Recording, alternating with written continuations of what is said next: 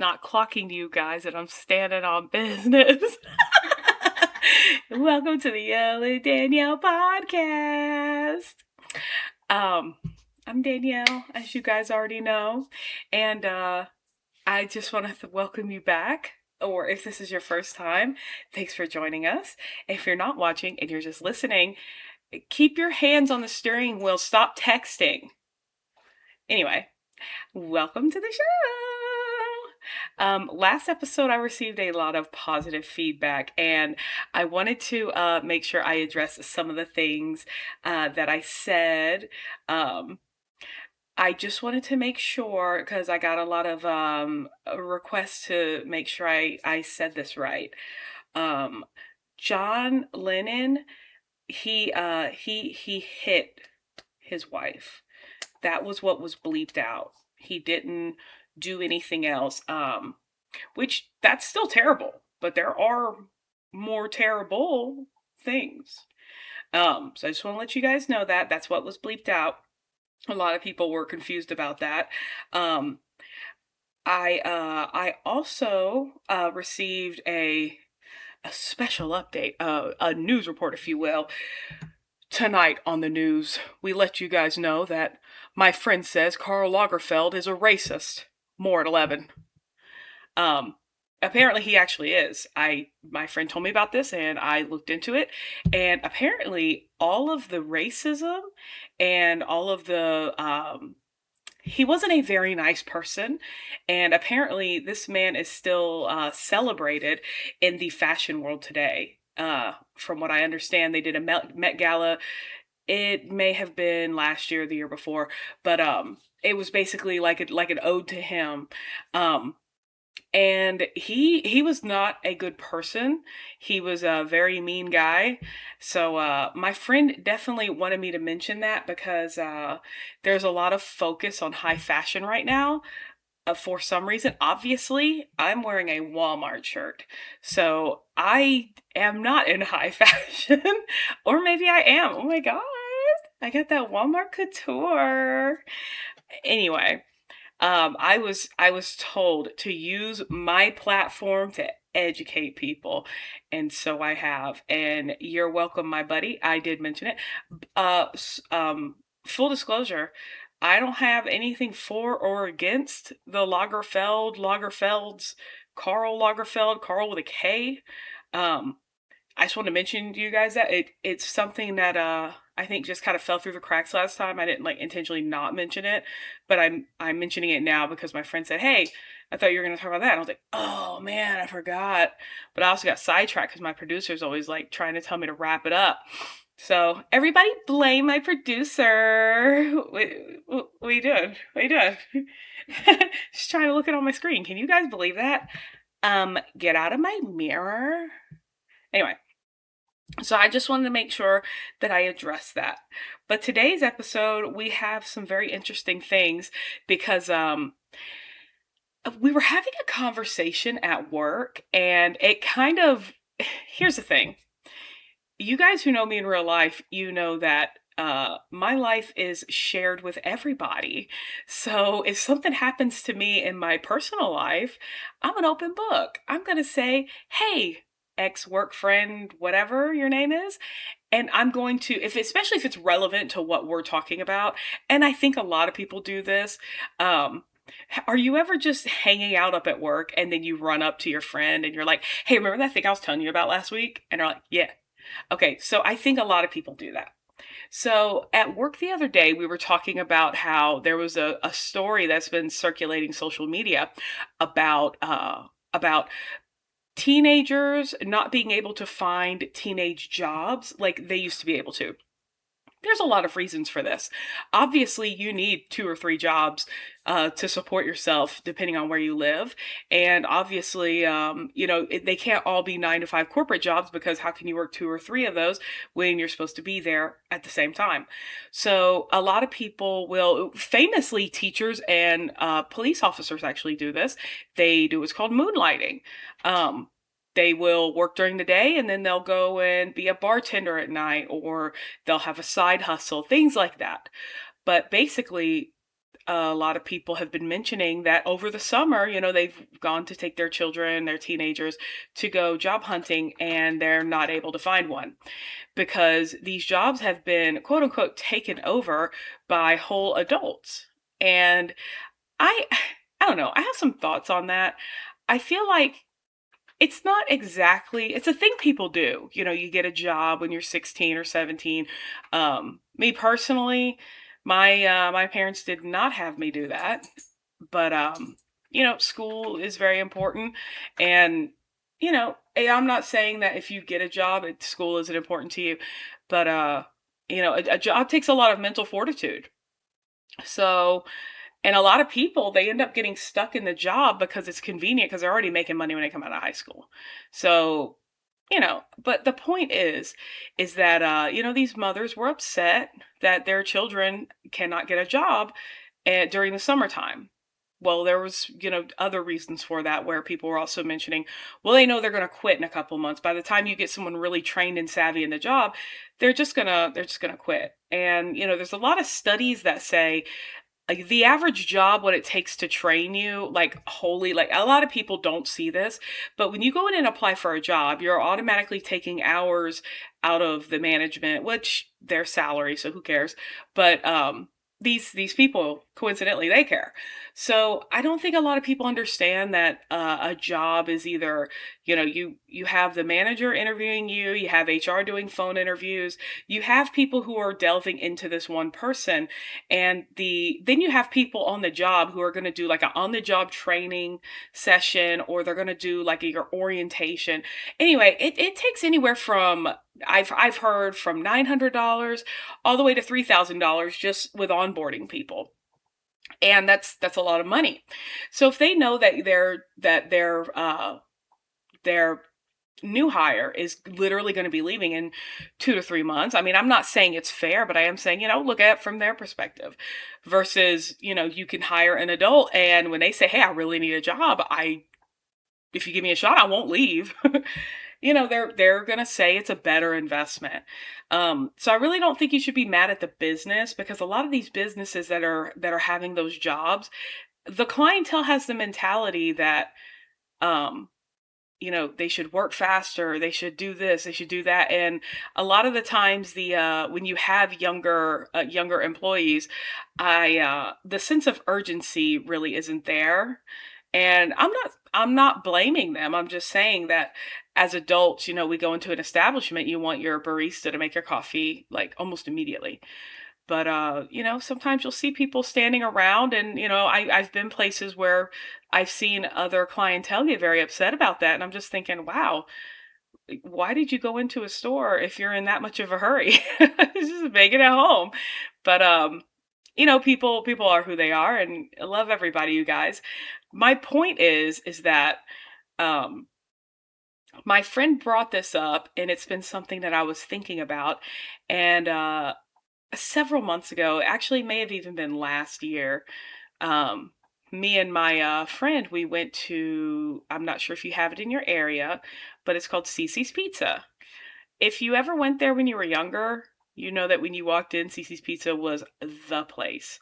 They would eh, they were fun, and they would say, "Hey, welcome to CC's," when you walk in the door, and it's a lot more fun and everything. But anyway, over the years, they don't do that kind of thing. So last year when I went, we we didn't go for a long time because it was, for two of us to eat, was $27. And that's just crazy to me. Like lunch for pizza at a CC's being $27 for two people. You just popping into a place like that because, the pizza's ready, and, you don't have time to really go home, but you also don't have time to sit down at a real sit down restaurant. So, you gotta eat something quick, and you gotta get a hot back out. Well, we went, and it wasn't like that. There was a lot of younger people working there, and I don't really care that they didn't greet or anything, but it does make it fun. I guess I just like clapping and being boisterous at my job and saying, "Hey!" Like I don't know. If you work with me and you're listening, you know what I'm talking about. But anyway, they were just, It was fine. All of the young employees were fine. They were very polite, but the main issue was is that, we popped in there because we didn't have time to wait at a traditional restaurant, and we ended up having to wait anyway because just nothing was done, nothing was ready, and the salad bar wasn't stocked, the drink lids were out, the napkin holders were just open, and it was just a lot of things like, ugh, yikes.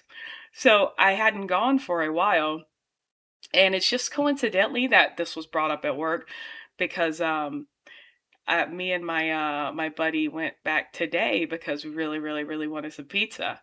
And there's now, instead of a bunch of younger people working there, it's so odd.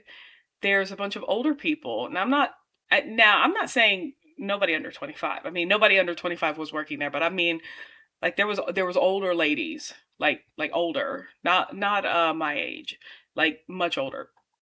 And it was such a stark difference compared to how we went 6 or 7 months ago, because we came in immediately. It was that, hey, welcome to CC's. They were very polite also. But one thing I see people complain about is they will say, well, I went to go get a coffee, or I went to go do this, and the young associate who was working behind the counter turned the thing around for a tip and then made a face or made a comment because I didn't tip them. Well, this is what I thought was interesting. The ladies who were running the front counter, I mean, they were really running this thing. They were running the back, coming up to the front, greeting people. And uh, my friend was paying, and the thing was doing its little calculation thing. But anyway, it just wasn't moving very fast. And, she was waiting to go to the next screen. And she said, oh, don't tip. And I thought that was odd. So I was like, you guys don't get your tip? Because we went to Marble Slab one time, and they said that they didn't get their tips, that the owner like keeps them. And I just thought, wow, that's crazy. So, and Subways do that too. They'll say, hey, if you're not tipping us in cash, don't tip us because it goes to the owner. And I was just like, ooh, yikes. I didn't know about that. But I don't work those places. So I only have the information of people who work there to go off of. But anyway, she said, don't leave a tip. And I immediately was like, oh, y'all don't get your tips? And, my friend had already just did whatever she said to do. And she said, oh, no, we do.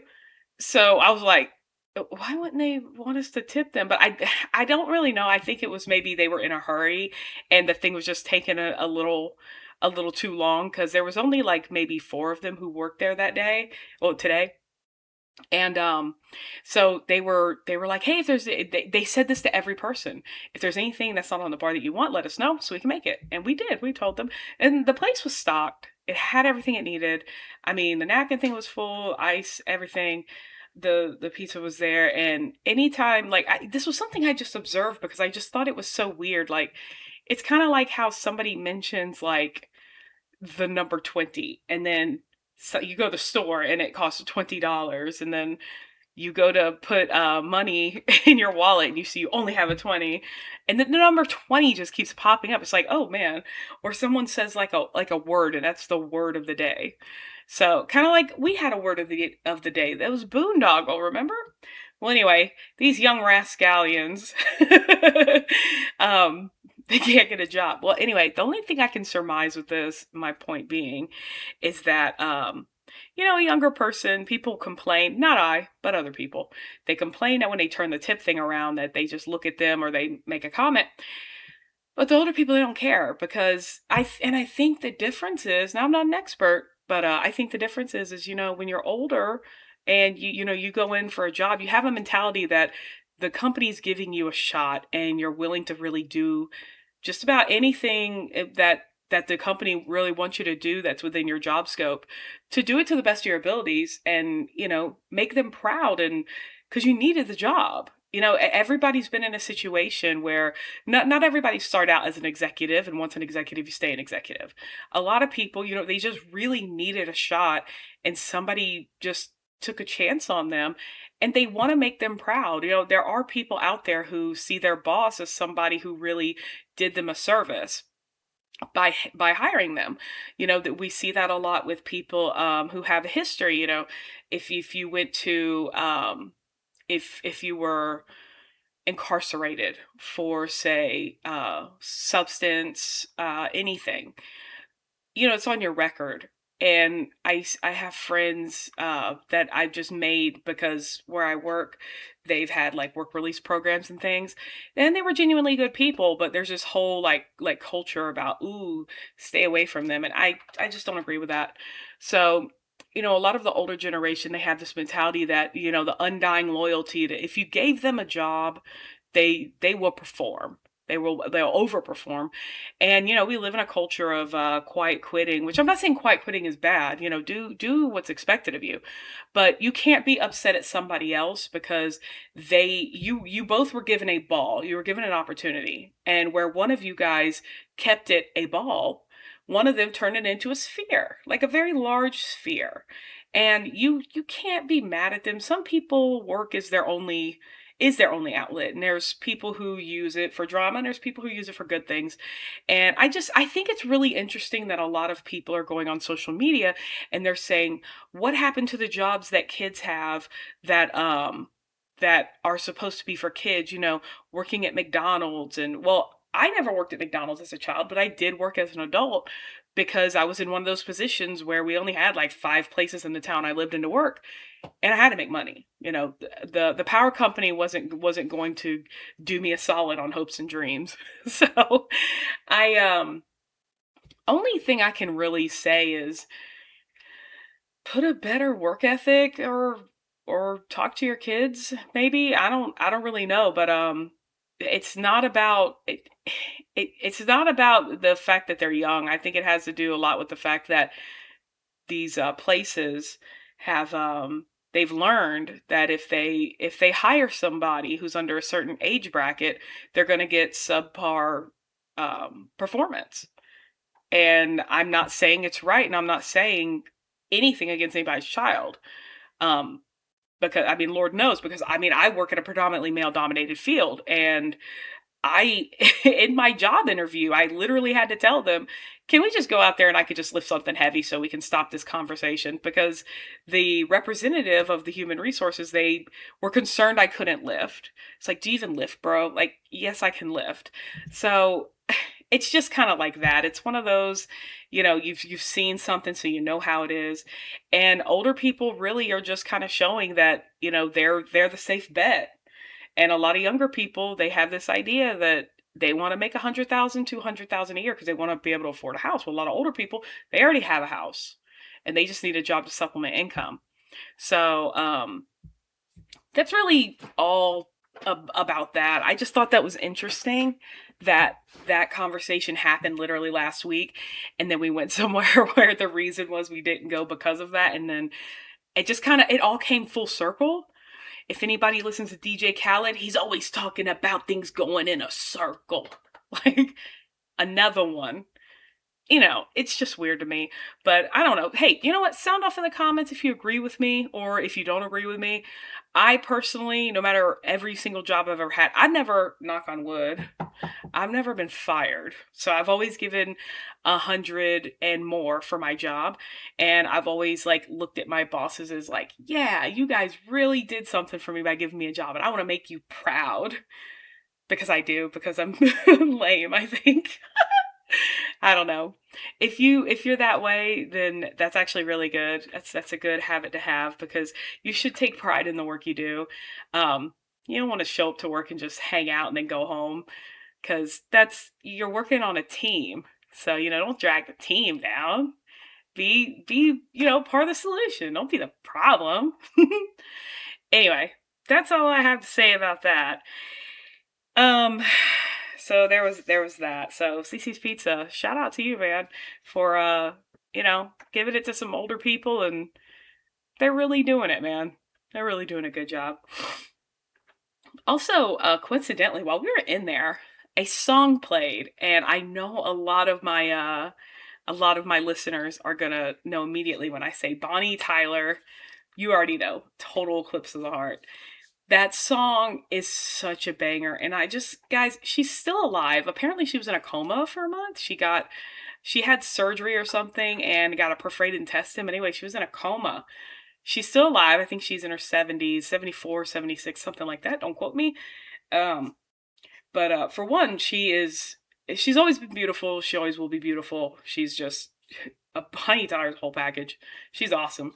Um, but anyway, apparently what gave her raspy voice, I didn't know this about her until I was just, you gotta check on your favorite people in the world.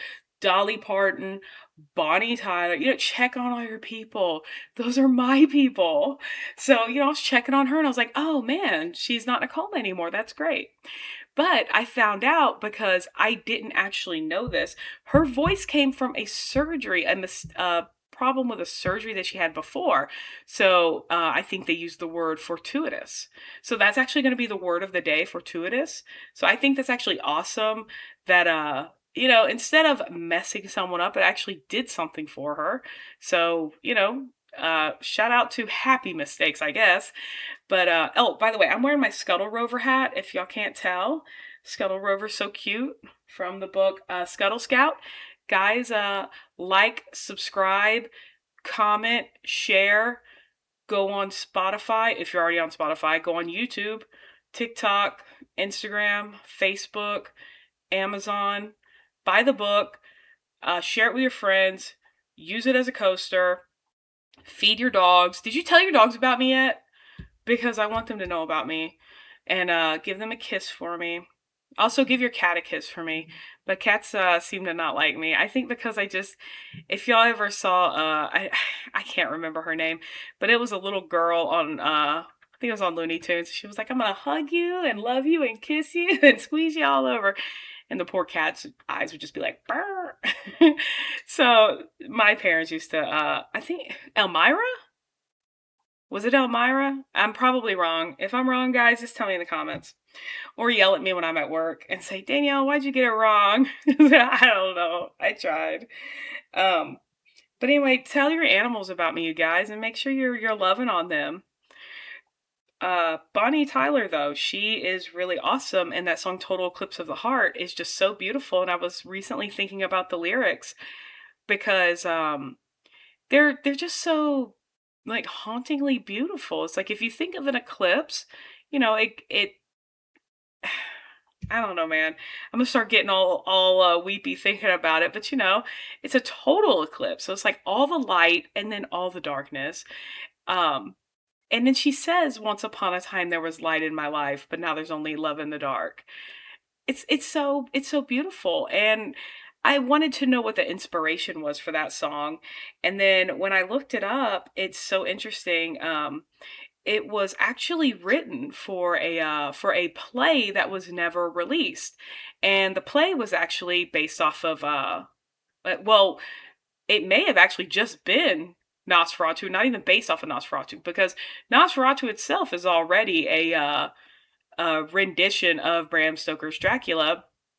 And if you know, they actually remade Nosferatu. What was it, the year before last? Because Willem Dafoe, he was online and he told us specifically. He said, "Take your family and go see Nosferatu on Christmas Day."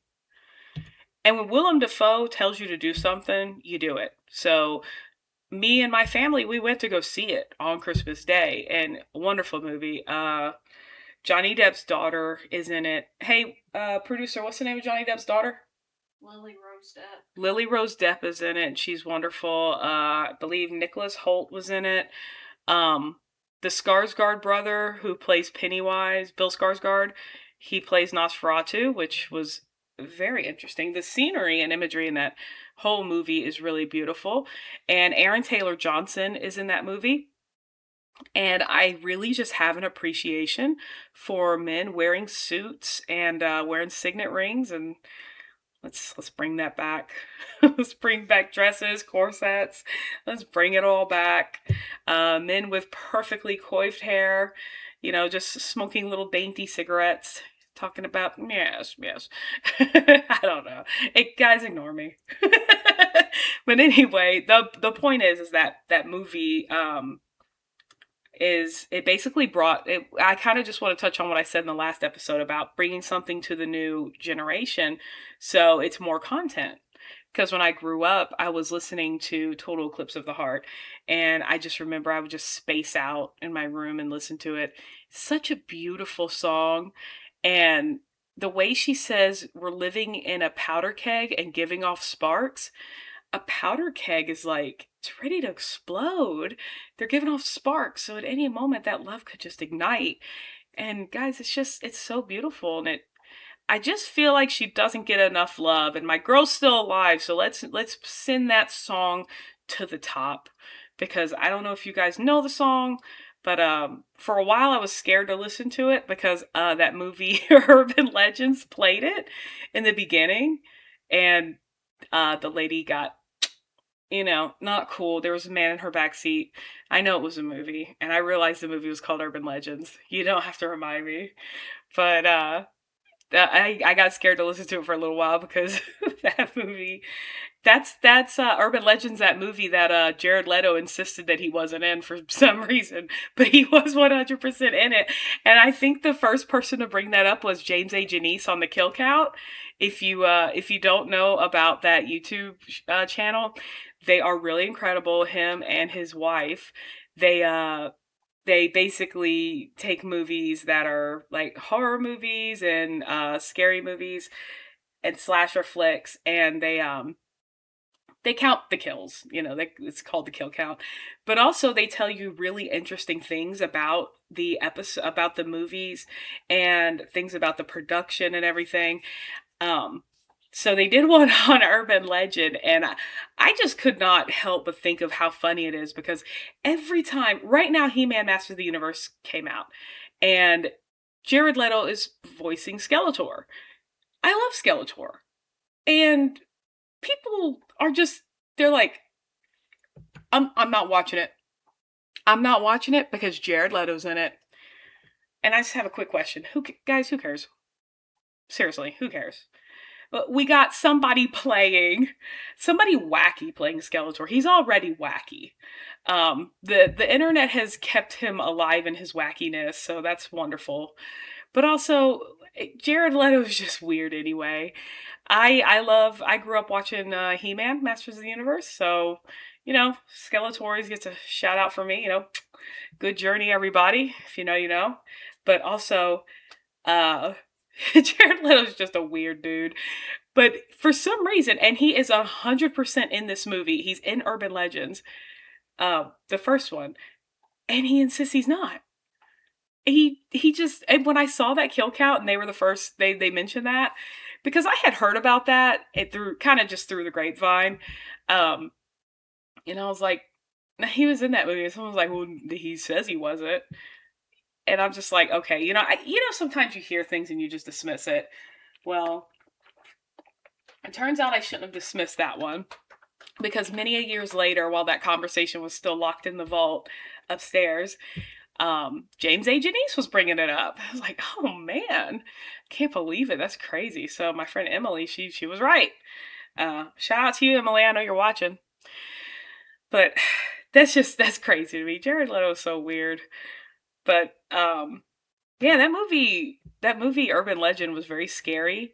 And for a long time I had a hard time listening to Total Eclipse of the Heart because they're playing at the beginning and then the axe goes through, and the symbolism is the woman's head goes do do do do.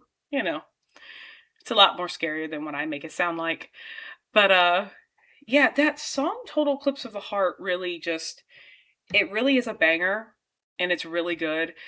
It came out a while ago, and like I said, for Nosferatu, and they never made the Broadway play of what I think his name is Mr. Neiman or Mr. Newman. I can't remember. But they never made his rendition of it, but they still released the song, and the song is really good. Which brings me to my next point, that can we get some title text up here that Nosferatu is good for the economy. So let's talk about this for a second, guys. Consider this, okay? I want you to imagine a world where Bram Stoker's Dracula never existed. And you might be thinking, but Danielle, you were talking about Nosferatu. Well, hold your horses. I'm getting back to it. The point is that Bram Stoker never wrote Dracula. And so Gary Oldman never played Dracula. And so he never looked fabulous in that movie.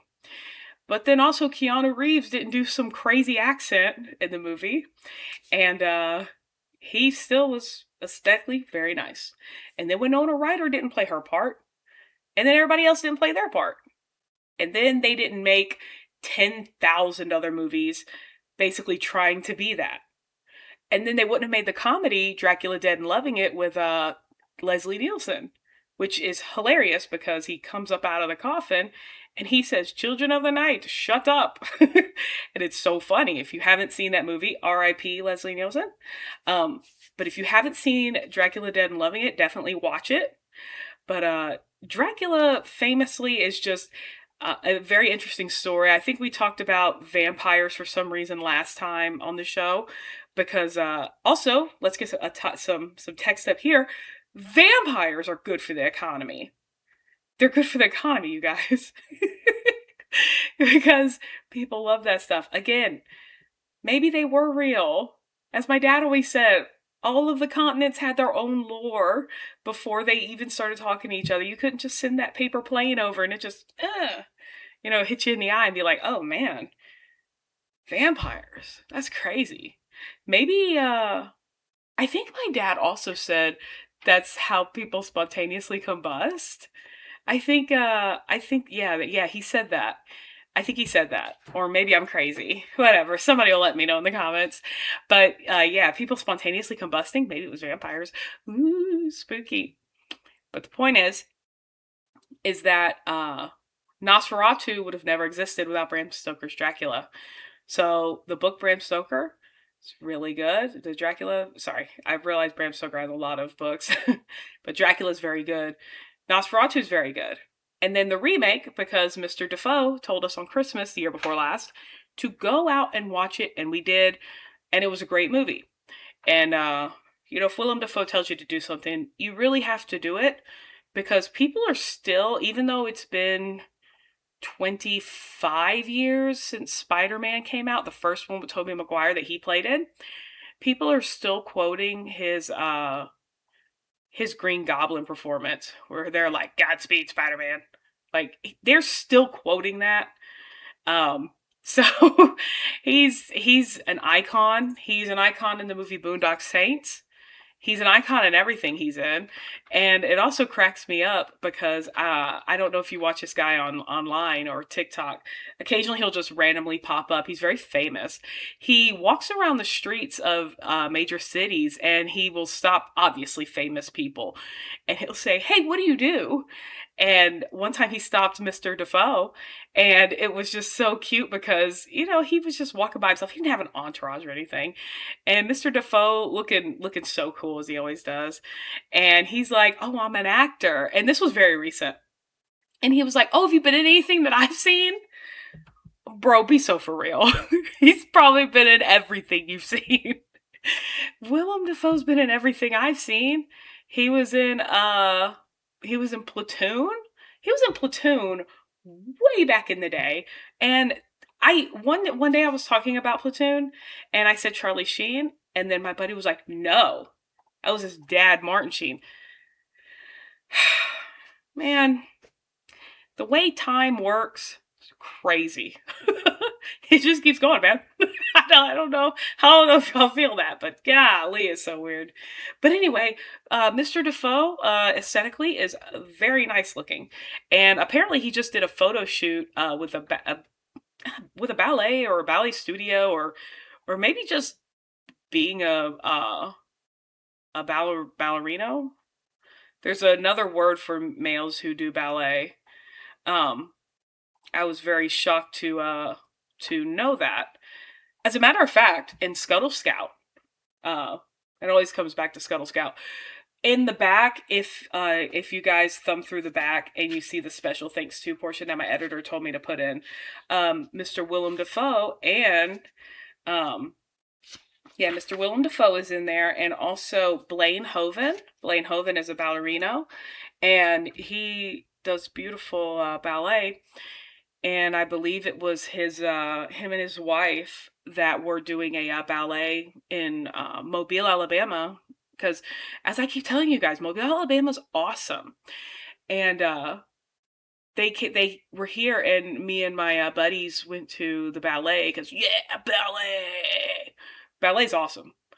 So we go, and it was just their performance was just so beautiful. Like you're already watching it, so it's like you really like it and everything, and it's a beautiful movement.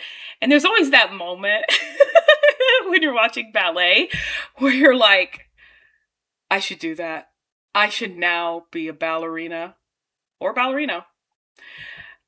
But no, no, just stop. Leave that. There are people who are professional, and leave them to that. I don't care what Timothy Chalamet said about ballet and opera. He's wrong. Uh, I've watched Marty Supreme, and I was told what it was about, and still I'm just like, what? So maybe that's my bad. But actually, no, I didn't watch the full movie. I fell asleep. It's not my fault though. I work a lot, so if I sit down for any extended period of time, it's a good chance I'll fall asleep because I am I look like a woman on the outside, but on the inside I'm just a little old man. um, the point is that when we went and watched this ballet, I had never seen in a ballet performance two people kiss. And I know that might sound like that. Why is that significant? Because ballet is very interesting. You have the way they dance. It all tells a story, and I know you all know that and everything. And I know like when I mention ballet, you think, oh, you know, Black Swan, Swan Lake, the Nutcracker. You're not if you've never just seen a ballet that was just something you've never heard of before, you probably don't know what I'm talking about because you have preconceived notions when you go into it and you know what's going to happen. So you kind of know, like with the Nutcracker, oh, here comes the Sugar Plum Fairies, or oh, well, here comes the Rat King, which is a weird statement in itself. But Blaine Hoven and his wife, they just, you don't know their movements, and they come out and they do this whole, I don't even know if it was really part of it because I had never seen it. And I really just cannot remember the uh the name of the show that we saw. We went to go see it because of Blaine Hoven because he's just everybody knows that he's awesome. So we were like, oh my gosh, he kissed a ballerina. That's crazy. Because I've seen a lot of ballets and a lot of live shows. And so when we looked at in the little packet, it was his wife. And it was just so, it felt like we weren't supposed to see that, but it was so weird, like trying to explain it. Like it was very much you could definitely get lost in watching a show live because the art is so beautiful in itself when you're just sitting in a darkened room and all of everyone who's in there, they are they are there for the same reason, for the love of the art. Nobody decided on a Tuesday afternoon to go see a ballet because yeah man, I don't have anything else to do, so let's go to the ballet. That's not what happened. You guys decided to go a while ago, you bought the tickets, you got excited, you got dressed up. So, and you went. But then when you're watching it and there's always a moment that's so hard to explain because you're sitting there and you're locked in, you're watching, and you just kind of like it's almost like you're sitting behind yourself and you're watching. There's just the you hear their shoes on the floor, you know, and it's like it's so quiet, and that's the only thing really you can hear in the soft music. And then like the ballerinas and the ballerinos, they'll embrace each other, and it's just so interesting because it's so quiet and everything. And then they kiss. It's like wow, like, and you realize I just saw something for the first time, which is very interesting because in this day and age, I mean, you don't see anything hardly for the first time because everything is spoiled, everything's on the internet, but it's just two people embracing each other, doing a dance, and you paid to be there and see that, but it's just like it's a very poignant moment. Basically, I would just encourage anybody if you've never been to a ballet, go and see it. You don't have to be front row. You don't have to be, You don't have to get expensive VIP tickets. You really should just go and watch it because it's I really can't explain it. If you're not going, like, okay, go see the Nutcracker. Support your local arts anyway. Go see as many ballets as you can. But if you have a chance to see one or any kind of live show that's being performed, the art is really beautiful because there's going to be a good chance you're going to see something that's going to shock you because either you didn't know or you just never even thought you could see something like that live. I know me and my parents we went to go see Shin Yun and that was an incredible performance. It was like a feudal China. Um, they would do this thing with their sleeves where they would do like this, and then the sleeves would go out really beautifully. And it you know what? It's just incredible. It really just go see the live arts, guys. There's a reason. You know, people who are in these they train their entire life and this is an art that they hone and our bodies are fleeting. So, you know, what we can do today, we may not be able to do tomorrow. So to be able to see somebody move the way they do and the way they spin, they do all kinds of wonders of the human body and you can't it's just incredible the way they move and it's like water. They move like water and they train their whole life for this and you can see like everything they do, the way they sleep, the way they live, the way they eat, the way they breathe. It's for their craft and it's really beautiful and something to really be witnessed by everybody. So go see a ballet and just remember what I said because it truly just suspend what your bros would say or what anybody else would say about you going to the ballet or going to an opera. Like it's really beautiful and it's something that should be marveled. It shouldn't be something that's scoffed at. When I was growing up in the 90s, I had a lot of friends, predominantly men who well, I was little, so it really didn't matter. But my buddies, we just happened to be in the same things like Gorge Chor Kung Fu. My parents had us in that, and I had a friend. He was into tap dancing, and people at our school just made fun of him for it. And I could not understand why, because I know tap dancing may look ridiculous to some people, but it's actually very interesting because tap dancers are their minds are incredible because you do not just work with your feet, you're working with your brain. And my buddy said that he actually counts clicks in his head while he's counting the clicks in his feet because the clicks he's counting in his head are for the future clicks his feet has to make. So it's almost like how the last episode I mentioned how the left side of my brain sometimes doesn't talk to the right side of my brain. Um, so that's that one. So guys, these arts that are thanks to AI and everything, they're going away. You need to go see them. If you can see them live, definitely go see them. If you see a street performer, definitely tip them if you see them on the street because well, that'd be the only place you would see a street performer. But uh I don't have the castañas to get out there and dance on the side of the street with a tip jar. So I really just applaud anybody who gets out there and they put their selves themselves on display for the world to see, and it's very interesting. And sometimes at their own detriment. I cannot remember her name, but she's actually famous for this. She was an artist, and maybe I'll be able to figure it out later and put it in the video and post. But basically, she stood in a square box for just an undetermined amount of time, and anybody could do anything they wanted to her. And she was basically the whole thing was basically proving that about how ruthless and about how people can be whenever there's nobody to stop them. And they did some really horrible things to her, and I feel bad she went through that because I could have told her not to do that. But people are very interesting creatures. But the point is, if you can go see a ballet, definitely go see it. If you can see any live art, definitely go see it. There's something different than watching it through your screen. As a matter of fact, you're not even really allowed to have your screens out when that's happening, because there's a certain level there of etiquette that you're supposed to have, and just being distracted alone is just considered rude. Like I said, these people, they train their whole lives. But anyway, go see ballet, go listen to Total Eclipse of the Heart, go eat at Cece's.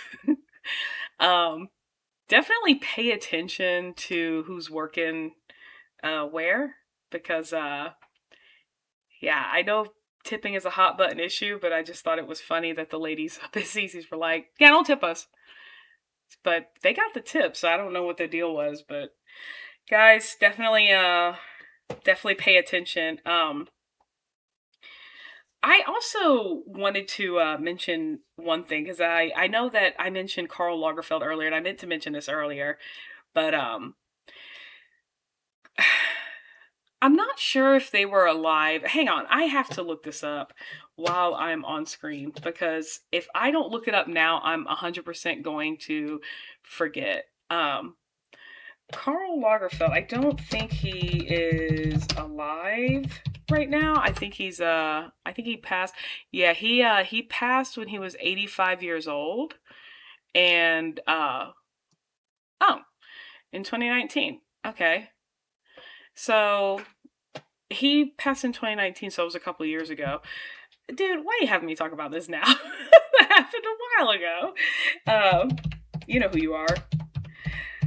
The point is that I was just wondering about why it's interesting to me that when I brought up the reason I didn't like Karl Lagerfeld, because even when I go into like Ross and Marshalls, they have a lot of the Lagerfeld purses, and I don't know. Every time I see him, or every time I see his name, I immediately think about the fact that how awful he is. Because I do a lot of reading, and I see a lot of things, and I I don't know. I don't like it whenever people are like that, because I know it's probably like, well, yeah, nobody likes racism, but I mean, it really makes me mad when you're a public figure and you're like that, because for one, if you don't like somebody, like that's cool, but don't just hate a whole group just because of a thing. Like that's ridiculous, and you need to stop that like immediately. But also Karl Lagerfeld, he worked with a lot of the biggest names in high fashion, basically anybody who was a star, or anybody that could be put in a magazine. uh I don't know, man. I really feel bad actually talking about him, because because I feel like it's gonna give traction to his name and people are gonna look him up. But I get he was born in the 30s, and that's not really, that shouldn't matter, because I don't know. Being a product of your time, I feel like, is not just a reason where you should be given kind of like a quote unquote pass. But the reason I brought him up again was because there's somebody I really like in history, and I didn't understand the differences of it, because I always just kind of grouped them in the same category, but I always thought that they didn't get as much like love as, like, say, someone like Marilyn Monroe. And that's, I don't know if you know who they are, but Dorothy Dandridge. And I don't know if you know who she is. I believe Halle Berry actually made a movie in the 90s, maybe in 1999, where she played her. I think it was just called Dandridge. But it's she was, for one, incredibly beautiful, and she was the first black woman nominated for a Best Actress Oscar, like, in history. Um there's a lot of controversy surrounding her, and I think it's just very odd to me that, yeah, Lagerfeld was born in 33 and Dandridge was born in 22. Um but they were working at the same time. And she's been in a lot of movies, and by herself is just incredible, and just a singer. And Dorothy Dandridge, really, they need to make a movie about her, and they need to like really do a good job on it, and don't mess it up, guys. So there's, like I said, there's a whole lot of controversy surrounding that, her passing. I think she really was a lovely person, and she loved her manager, and I believe, if I'm not mistaken, they were together intimately, and he really did try to protect her. But I do think it's very interesting that there's a scene in the movie. I love this movie when I was younger, but you know when you're young, like when you're young, like I was like maybe hmm, 10 at the time when I saw the movie when it first came out. But yeah, I watched the movie, and I just didn't, racism is not one of those like things that when you're a child, you're not thinking about those unless you have the influence. My parents never influenced us like that. Um we're we were from South Florida. So you definitely, it's a very mixed bag down there. So that's not something that you're concerned about. Race is not, it's not something you're concerned about, like as far as like you don't care about anybody who's handling your food like that. That's not people. You just, it's just different. People are in my opinion, cooler to each other. Floridians might be crazy, but they're very accepting. Um, whether you agree with me or not, I mean, that's my experience. But I was watching it, and it's really one of the times that I started to learn about racism. And I honestly, like, I just, even as a kid, like, I know when you're a kid, but I had a hard time wrapping my head around it, because where Halle Berry is walking, she's staying at this beautiful hotel, she's singing, and they wouldn't let her use the bathroom in one scene, and they made her use a Dixie cup to pee in. And I just thought, oh, that's so horrible, because, man, I just can't imagine what that's like. And it just hurts my heart that anybody had to experience that. But she's walking by the pool, and just a bunch of white people are horrified because she's walking by. They're like, "Oh my god, is she gonna get in the pool?" But she's also there to like perform. Like, what? She's good enough for y'all to watch sing, but you don't want to swim with her? Like, that's so stupid. Just people just like that. Just slap them. If you're racist, just slap them. Just slap the racism right out of their mouth. Um, so knock that off. Stop being racist. But the thing is that people don't want her to get in the pool, and she dips her foot in the pool and kicks some water. And then the next scene, people are mad because they literally drain the pool to clean it. And I'm just like, that's crazy. That's crazy to me. We live in a very odd time. Love thy neighbor, just like Jesus said. But also, if somebody's doing something wrong, flip tables. No, I'm kidding. Jesus didn't say that. He did that, but he didn't say that. Point is, if you haven't seen Dorothy Dandridge, Halle Berry's performance is stellar. Like I said, there's a lot of controversy surrounding Dorothy Dandridge's death. And even though she was very popular and a very, very beautiful singer, beautiful woman, everything she did was just wonderful. Like I said, she made history. She was not the first Black woman nominated for an Oscar. So that was a big deal. It doesn't seem like it now, but it was a very, very big deal. But when she passed away, she only had $2.14 in her bank account. And that's just really sad to me, because, like we were talking about ballet, she spent her whole life working and, doing a craft. And she grew up in a time where not only are you going to be facing criticism, like locally, but like globally. People are not even going to want to listen to you just because of how you look. And I just think that's so awful. And she had to live through that. And I feel so bad for her. And it's like, sometimes you just wish, like, if you could go back in time and meet people, like, I just wish I could go back in time and tell her, like, how important she would be, like, just to someone like me. Because I don't know, it feels weird. I know this probably sounds dumb to some people, but I don't know if you can understand it, or maybe you can. Maybe inside your brain you can, or maybe if you're listening to this and you're by yourself, I don't know.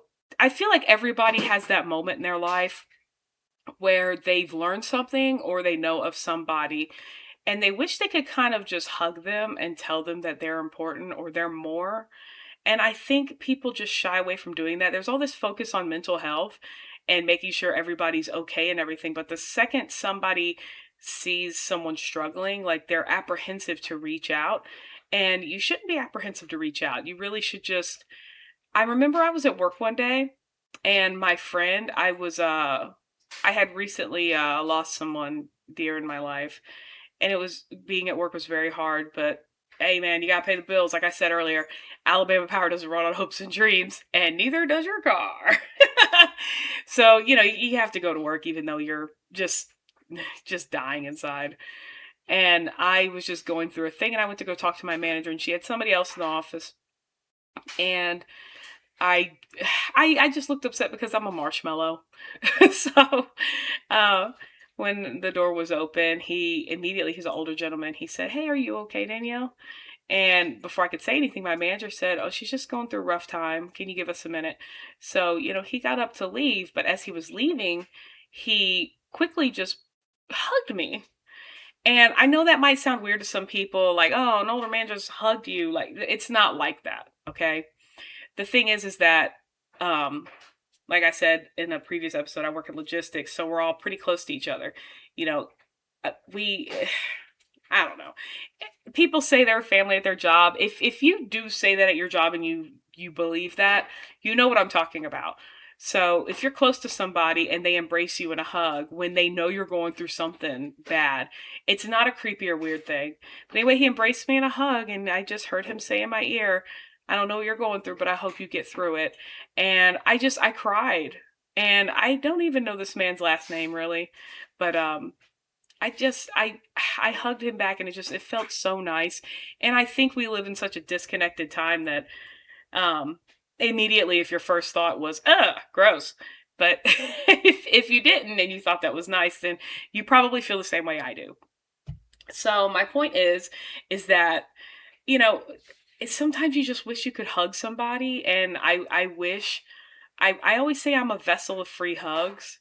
And I do mean that because I believe a hug is the nicest, really nicest thing you can really do for someone, especially if they're going through something. Because people far too often, when they're lonely, they don't realize that maybe it's some physical comfort will help. And it doesn't always have to be something gross. Like, a hug really is, or holding hands, it can be nice. I mean, it could be intimate, but it can be nice on a platonic level. And I just sometimes when I'm down, I think about when my friend just hugged me. And man, just think about that, and about it, it really changed. Like, it made me feel like I was loved, even though, like, I have a family and everything, and I have a lot of loved ones. But it just feels good to have people in your life that they're leaving the office because they were handling something they were doing, and then they see you're distraught, and that's the only thing they can do is really just hug you. And I just think that, just like, man, that's really incredible.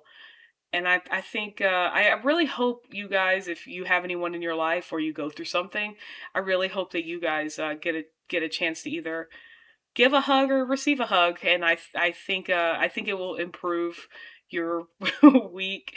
Or it's been a couple years actually since then, and I still think about it sometimes because the feeling it gave me, it just, like, I could probably cry just talking about it because it overwhelmed me so much.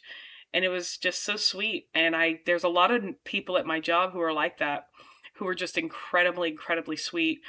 And you can just tell just by talking to them, they're good people, whether you hang out with them actively or not. And I think a lot of people have that with their coworkers, where, like I said, you're brought together. In a previous episode, I said that you're brought together just because you work somewhere, you frequent the same place.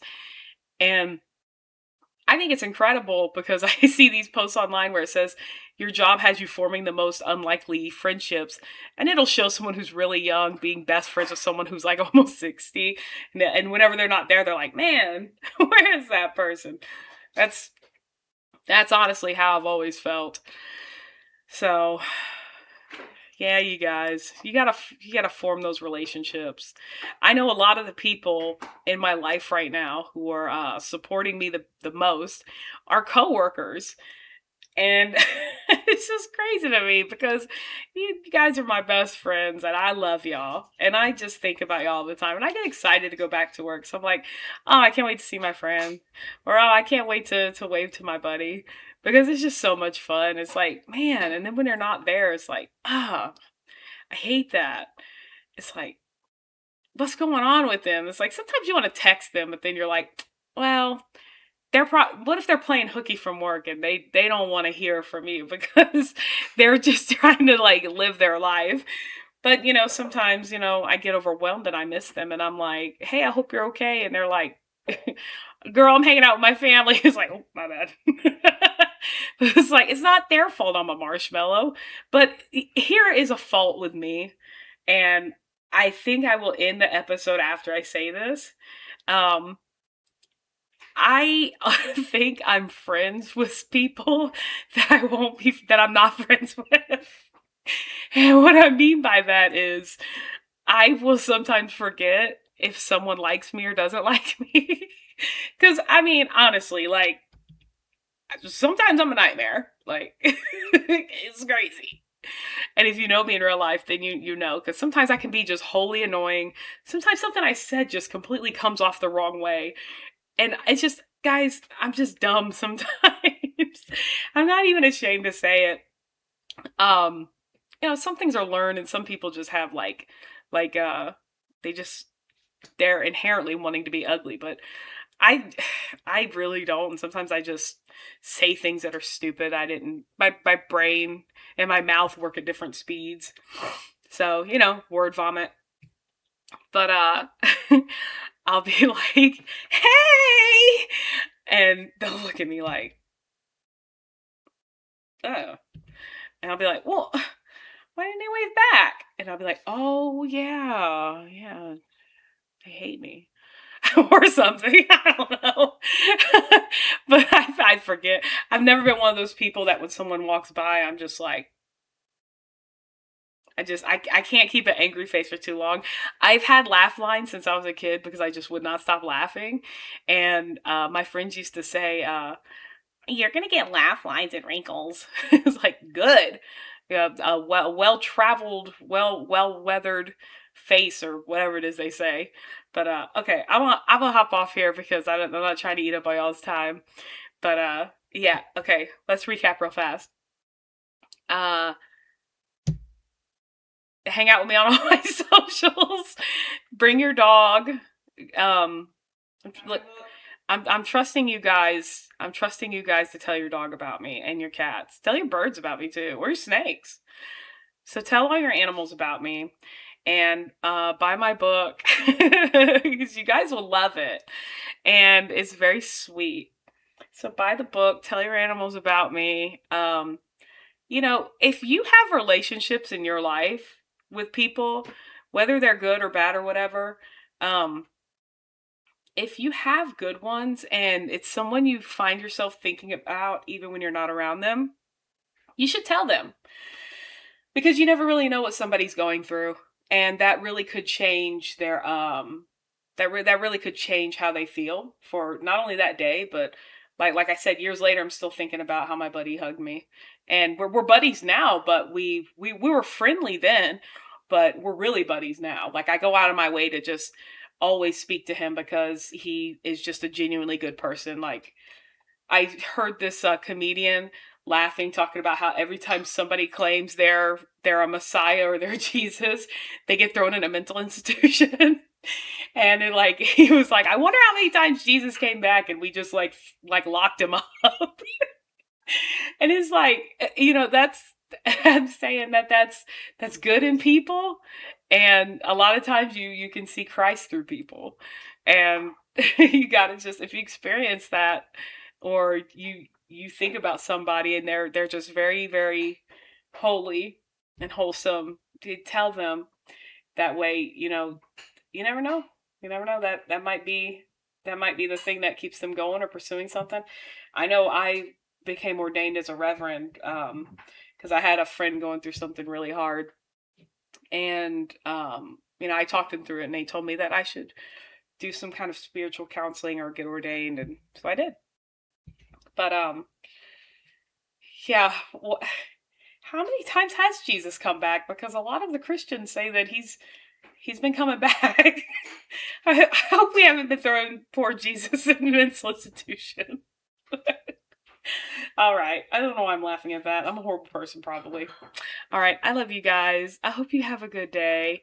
And make sure you hug your loved ones and tell your dogs about me. I love you. Bye.